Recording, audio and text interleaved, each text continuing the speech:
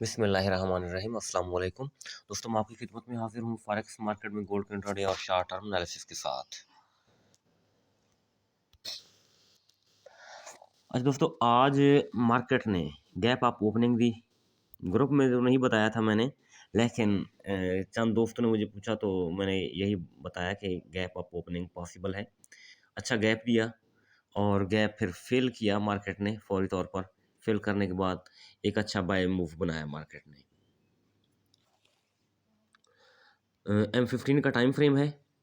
अच्छा जी, फ्राइडे वाले दिन मार्केट एक्चुअल जो गिरी थी 28 से गिरी थी, ठीक है जी। मार्केट डाउन आई 14 तक, 28 तक ऊपर अपवर्ड इसने पुल बैक बनाया और फिर नीचे आई। तो 28 से डाउनवर्ड 77 तक। तो इसके ऊपर अगर ड्रा किया जाए जोन, तो हमारा जो जोन बनता है वो बनता है सेलिंग जोन 2907 से लेके 2911 तक। तो आज मार्केट 7 तक तो नहीं पहुंची, अलबत्ता 6 तक गई थी नीचे। हाँ, इसको टैप कर लेती तो शायद यहाँ से कुछ अच्छी सेलिंग बन जाती। आज यूएस बैंक हॉलीडे था और मार्केट यूएस सेशन में तो स्ट्रेट फॉरवर्ड रही, या इस तरह समझे कंसोलिडेशन मूड में रही, कोई मूव नहीं बनाया। तो अब इस वक्त दूसरे अल्फाज में मार्केट रुकी हुई है। इसको ये तो नहीं कह सकते कि मार्केट मूव कर रही है, ये तो जस्ट ब्रोकर ने ओपन की हुई है। तो दूसरे अल्फाज में इसको यही कहेंगे कि मार्केट रुकी हुई है, मार्केट क्लोज है, क्योंकि यूएस सेशन क्लोज है आज।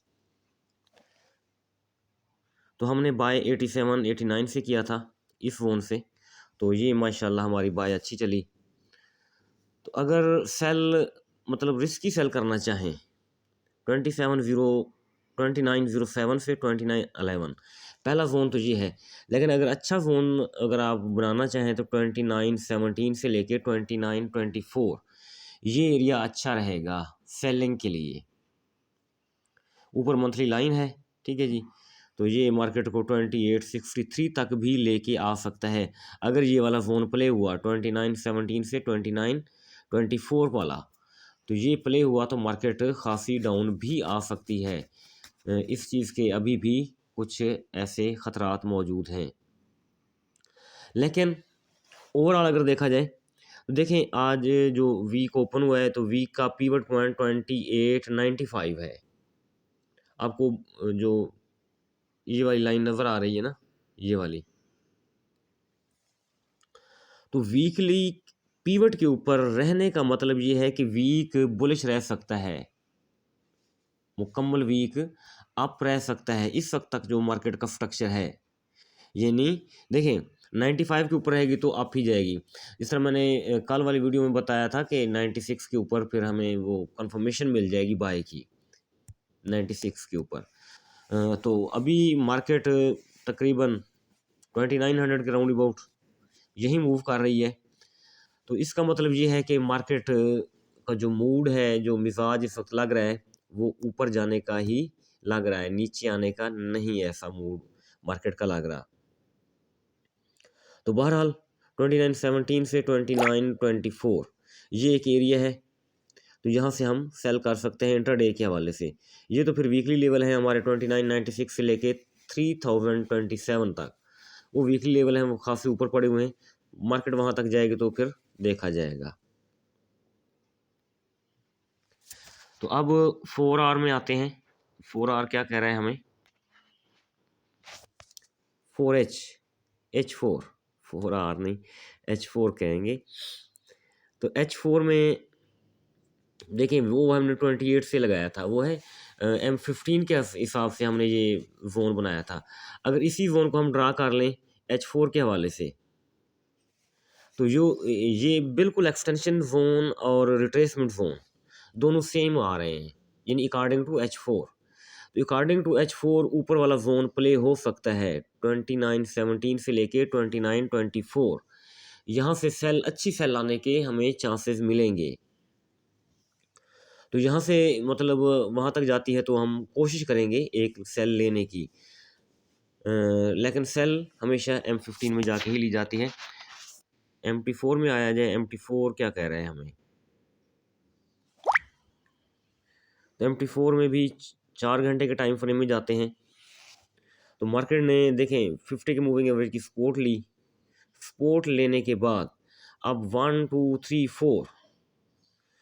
4 कैंडल्स हैं H4 की, यानी 16 आवर हो गए हैं, 16 घंटे हो गए हैं कि मार्केट कंसोलिडेशन मूड में चल रही है या साइडवे चल रही है। दूसरे अल्फाज में ना तो ज़्यादा ऊपर गई है और ना ही नीचे आई है। नीचे आना मेरे ख्याल में फ़िलहाल बनता नहीं है।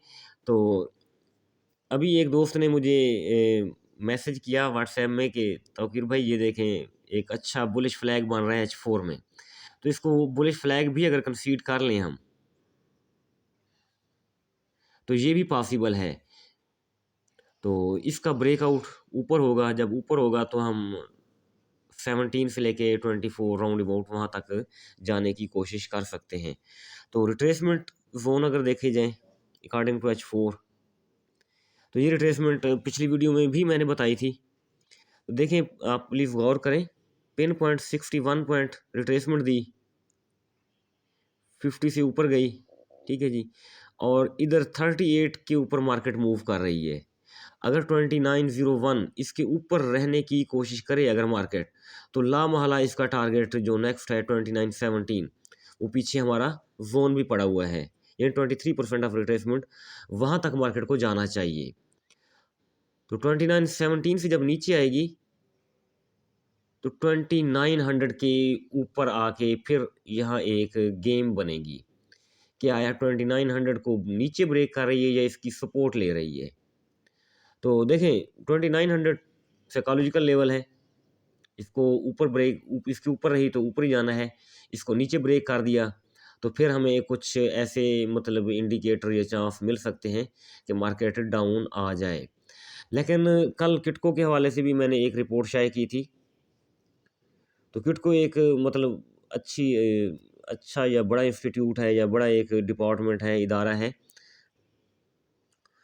फिजिकल गोल्ड के हवाले से। तो उसकी रिपोर्ट के मुताबिक 3500 यानी 3500 लगा सकता है, 3500 यहाँ मार्केट मतलब जा सकती है इस साल तक 2025 में, 2025 में यहाँ तक मार्केट जा सकती है। ओवरऑल ट्रेंड अगर देखा जाए तो बुलिश ही है। मार्केट नीचे आई तो रिट्रेसमेंट करने आई, कोई सेल वेल नहीं आई, ऑन द रिकॉर्ड बात है। हाँ 61 से नीचे मार्केट आ जाती तो फिर हम कहते कि H4 में मार्केट ने फैबो का जोन तोड़ दिया है, अब नीचे आ गई है तो सेल एवरी टॉप सेल करना बेहतर है। लेकिन इस वक्त तक मेरे ख्याल में सेल से गुरेज किया जाए तो वो ज़्यादा बेहतर रहेगा। तो एवरी डिप बाय किया जाए वो ज़्यादा बेहतर है हमारे लिए। दोस्तों ये वीडियो थी हमारी, तो इंशाअल्लाह अल्लाह ताला के हुक्म से मार्केट हमारे इन्हीं लेवल्स को रिस्पेक्ट देगी और हम इन्हीं लेवल से अपनी एंट्रीज पुट करेंगे, सेलिंग और बाइंग। अपना बहुत सारा ख्याल रखिएगा, मुझे दुआ में याद रखिएगा। Thank you. अल्लाह।